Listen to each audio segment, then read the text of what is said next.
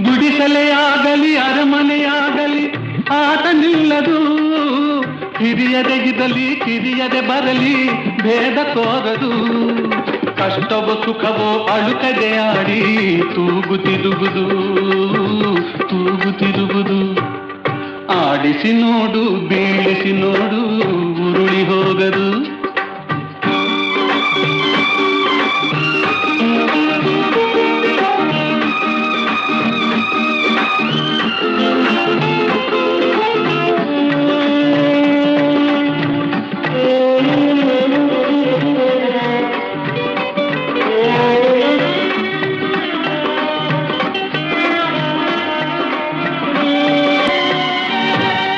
ಮೈಯನೆ ಹಿಂಡಿ ನೊಂದರು ಕಬ್ಬು ಸಿಹಿಯ ಕೊಡುವುದು.